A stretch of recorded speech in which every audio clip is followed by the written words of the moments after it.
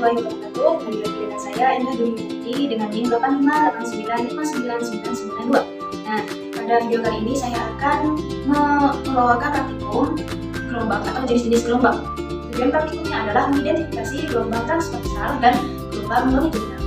Untuk bahan-bahan untuk alat dengarnya yaitu di sini ada slinky, kemudian ada kabel listrik dan juga karet gelang.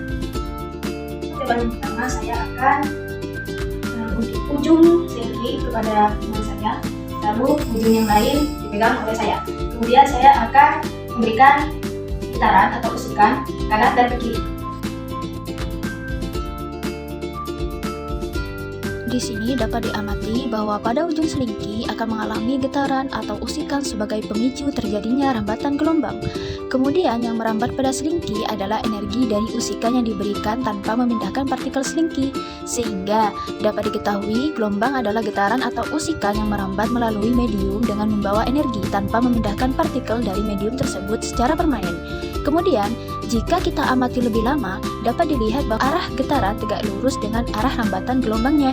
Hal ini sesuai dengan karakteristik utama dari gelombang transversal, yaitu gelombang dengan arah getaran tegak lurus dengan arah rambatan gelombangnya yang kemudian membentuk bukit dan lembah.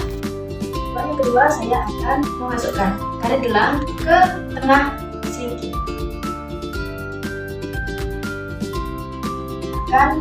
Karet gelang di tengah-tengah slinky.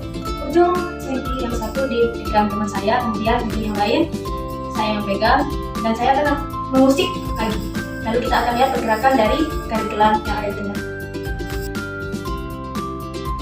Dapat diamati bahwa karet gelang hanya bergerak ke kanan dan kiri tanpa berpindah ke ujung slinky yang lain.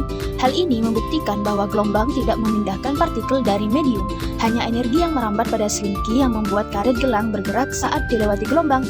Karet yang bergerak ini disebabkan karena adanya energi yang merambat melalui slinky, di mana energi ini berasal dari usikan yang diberikan pada ujung slinky. Selanjutnya, saya akan mencoba percobaan seperti tadi tapi menggunakan kabel listrik. Yang pertama yaitu ujung yang satu saya pegang kepada teman saya, kemudian yang lain saya pegang, kemudian saya akan mengusik ke kanan dan ke kiri. Dapat diamati terdapat perbedaan hasil pada medium kabel listrik dibandingkan dengan medium slinky tadi, meskipun perlakuan yang diberikan sama. Perbedaan yang tampak adalah kejelasan gelombang dan kesulitan terbentuknya gelombang, di mana gelombang transversal yang terbentuk pada kabel listrik tidak sejelas pada slinky, sehingga lebih sulit untuk membentuk satu gelombang utuh. Hal ini dikarenakan kabel listrik memiliki material yang lebih kaku dan massa yang lebih berat dibandingkan slinky. Dan saya akan mencoba memasukkan karet gelang di bagian tengah kabel, dan saya akan usik lagi.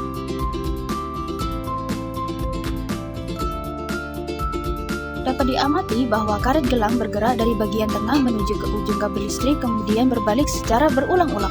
Sebenarnya di sini terdapat sedikit kesalahan prosedur percobaan, di mana saya hanya meletakkan karet gelang pada bagian tengah kedua medium, baik slinky dan kabel listrik tanpa mengikatnya. Akibatnya, perbedaan pergerakan karet gelang dapat diamati dengan jelas.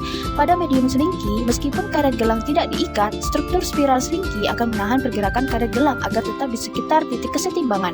Namun, pada medium kabel listrik, karet gelang justru meluncur bebas ke ujung kabel kemudian kembali ke tengah kabel secara berulang, di mana jika mengikuti teori, karet gelang seharusnya tidak berpindah dari posisi asal. Hal ini terjadi karena karet gelang mengalami pergeseran akibat usikan yang diberikan, kemudian meluncur sepanjang kabel listrik dan berbalik arah karena terkena pantulan energi dari ujung batas kabel listrik. Percobaan terakhir, saya masih menggunakan slinky lagi, kemudian satu ujung dipegang teman saya dan ujung yang lain dipegang saya. Kemudian saya akan mengusik, tapi bukan kanan dan kiri lagi, tapi melainkan ke depan dan ke belakang.